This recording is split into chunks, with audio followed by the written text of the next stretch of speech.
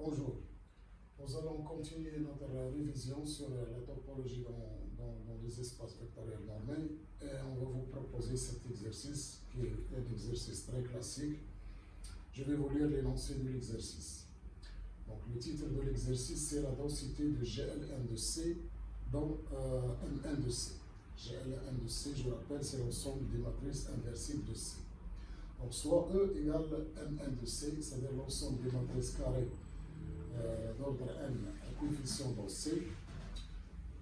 La première question, c'est montrer que l'application f, qui a une matrice A de Mn de C, associe son polynôme caractéristique, est une application continue de Mn de C dans Cn de x. Cn de x, c'est l'ensemble des polynômes de degré inférieur ou égal à n à coefficient dans C.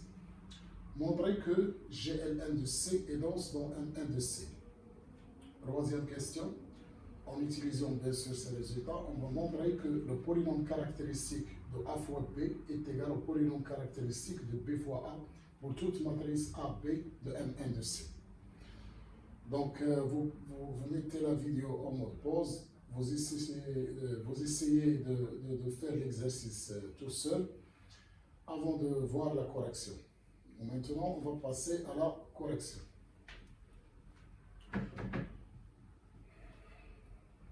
Bon, on va montrer que l'application f définie de Mn de C dans l'ensemble des polynômes à coefficient dans C de degré inférieur ou égal à n est continue.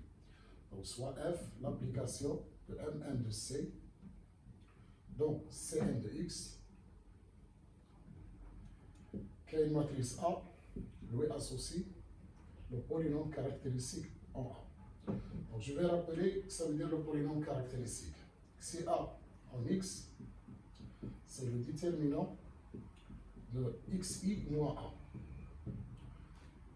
Donc, on va utiliser la fameuse relation qui fait peur, c'est la somme sur toutes les permutations de Sn de la signature de sigma fois le produit de i allant de 1 à n de x delta i sigma i, avec delta c'est le symbole de Kronecker, moins a i sigma de i.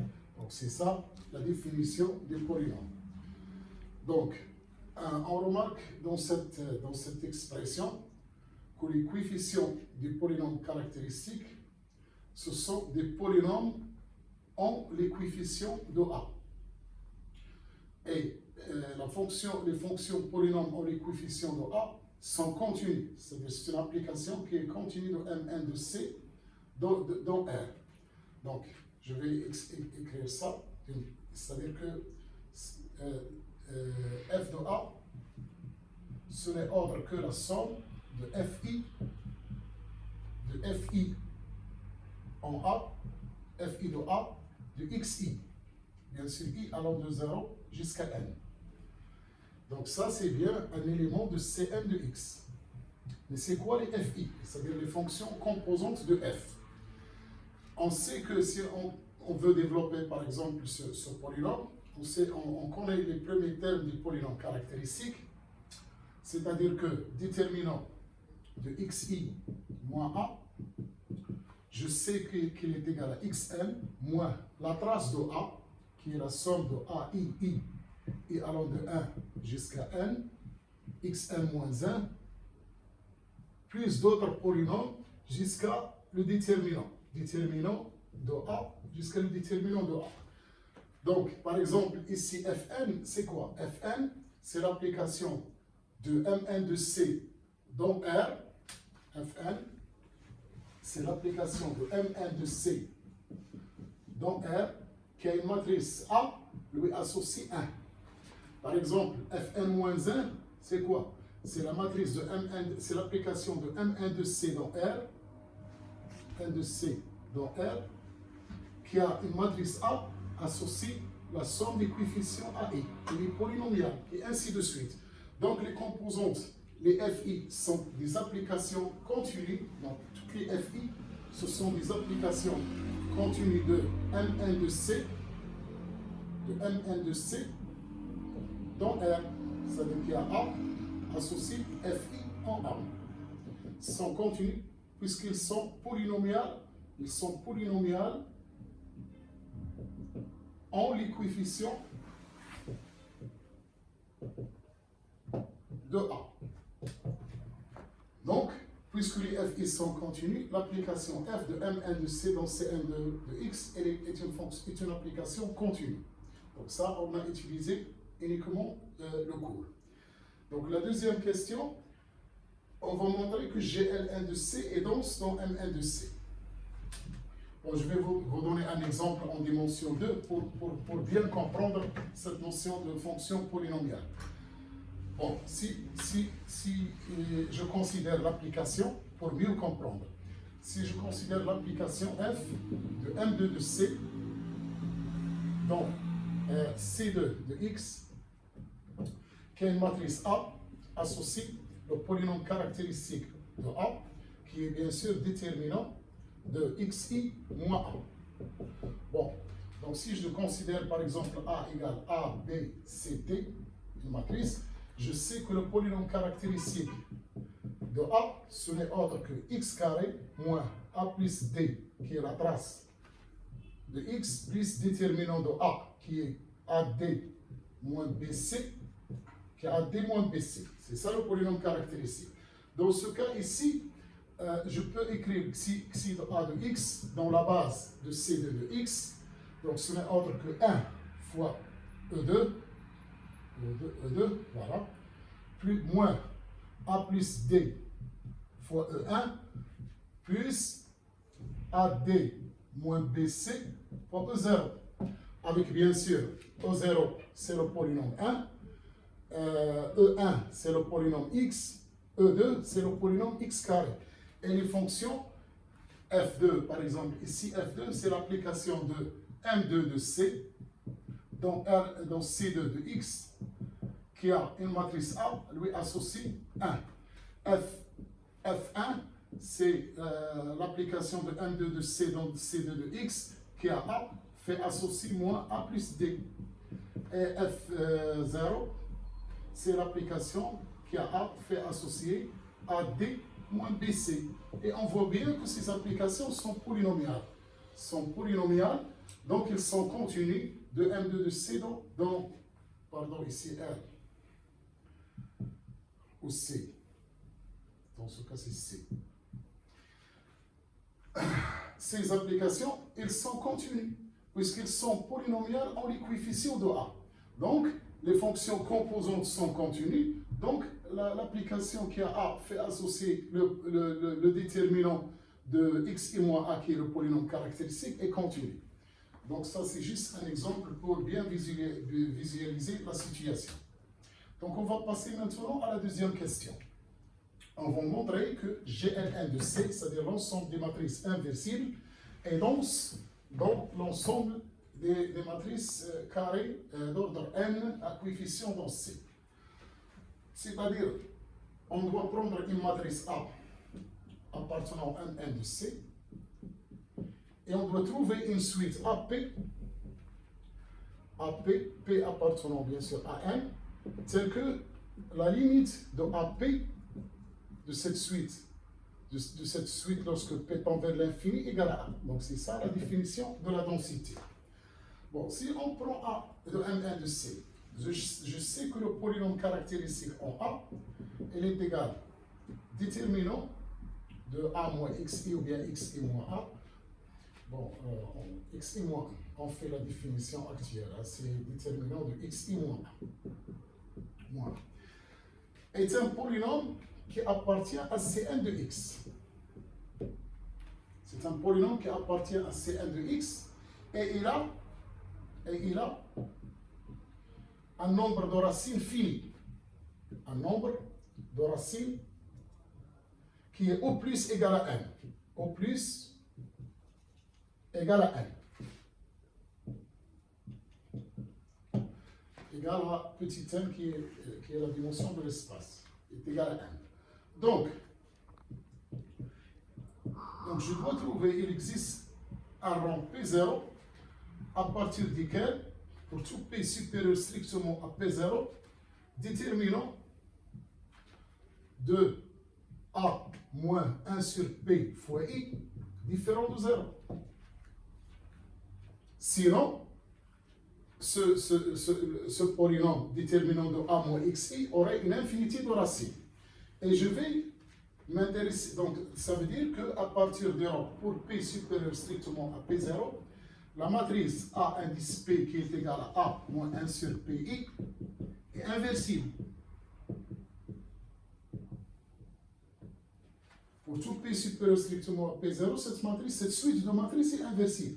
En plus, la limite de cette suite de matrices lorsque P tend vers l'infini est égale à A. Donc, la limite de A, P, lorsque P tend vers l'infini est égale à A. Donc, on a bien trouvé une suite de matrices inversibles qui convergent vers A. Lorsque P tend vers l'infini, donc ça veut dire que l'ensemble des matrices GLN de C, c'est-à-dire l'ensemble des matrices inversibles, est dense dans l'ensemble des matrices, et dense dans M1 de C. Donc il suffit de trouver une suite de matrices inversibles qui convergent vers A, et donc c'est ça la définition de la densité. Voilà. Donc maintenant, on va appliquer ce résultat pour démontrer une fameuse relation. C'est que le polynôme caractéristique de A fois B égale le polynôme caractéristique de B fois A. Donc troisième question, on va montrer que le polynôme caractéristique de A fois B égale au polynôme caractéristique de B fois A, quel que soit AB de matrice appartenant à Mn de C au carré. Donc, ici, on va faire cette démonstration en deux cas. Premier cas, on va supposer que A appartient à GLN de C, c'est-à-dire A inversible. On va faire la définition. Donc, si A de AB, c'est déterminant de AB moins XI. Comme A est inversible, je vais factoriser par A. Donc, ça, c'est le cas plus facile. Donc, c'est A fois A moins 1. Non, A fois B, plutôt A fois B moins X fois A moins 1 fois I. Voilà. Et on va utiliser bien sûr la propriété du déterminant. Ça, c'est le déterminant de A fois le déterminant de B moins X fois A moins 1 fois I. Voilà.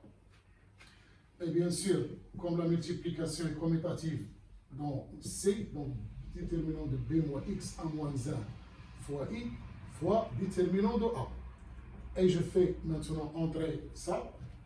Donc ça, c'est, par définition, c'est le déterminant de BA moins XI, qui est bien sûr le polynôme caractéristique de BA. Donc si A est inversible, on a montré que le polynôme caractéristique de AB égale le polynôme caractéristique de BA. Donc ça, c'est très facile. Maintenant, si A appartient à GL1 de C, à M1 de C, quelconque. Maintenant, soit A appartenant à M1 de C. Donc, je sais qu'il existe une suite AP, P appartenant à N, et cette suite appartient à GL1 de C, telle que la limite de AP, lorsque P tend vers l'infini, est égale à A. Ça, c'est d'après la densité qu'on vient de montrer. Et bien sûr, on va calculer donc le polynôme caractéristique de AP B. Par définition, puisque AP est inversible, il est égal au polynôme caractéristique de B fois AP.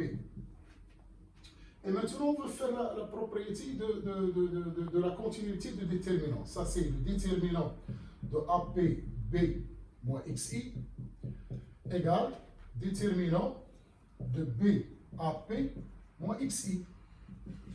Et on a dit que la fonction qui a A associée déterminant de A est continue.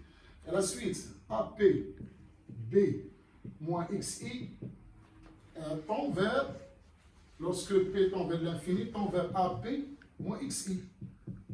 Donc déterminant de AP B B moins XI, puisque cette fonction elle est continue, il va tendre vers déterminant de AB moins XI. La même chose, déterminant de BA P moins XI, il va tendre vers déterminant de BA moins XI. Et puisqu'ils sont égaux, cette suite est égale à cette suite est par unicité de la limite. Donc, déterminant de AB moins XI égale à déterminant de BA moins XI. C'est par, on a utilisé la continuité de l'application déterminant et l'unicité de la limite. Donc, c'est la même suite qui tend vers deux limites et donc qui converge vers deux limites. Donc, et c'est une suite convergente. Donc, les deux limites sont égales. Donc, égales à déterminant de BA moins XI. Donc, on a utilisé la densité et la continuité de la fonction de l'application qui a A associé déterminant de A pour montrer que le polynôme caractéristique de AB égale au polynôme caractéristique de BA. Donc, je trouve que c'est un exercice qui est très intéressant. Donc, si vous avez aimé cet exercice, vous le partagez avec vos amis. Et la prochaine vidéo, on va la faire. On va montrer que l'ensemble des matrices diagonalisables dans C est dense dans un de C. Donc il ne reste pas le temps pour le faire. On va le faire dans la prochaine vidéo. Sur ce, je vous souhaite bonne révision et au revoir.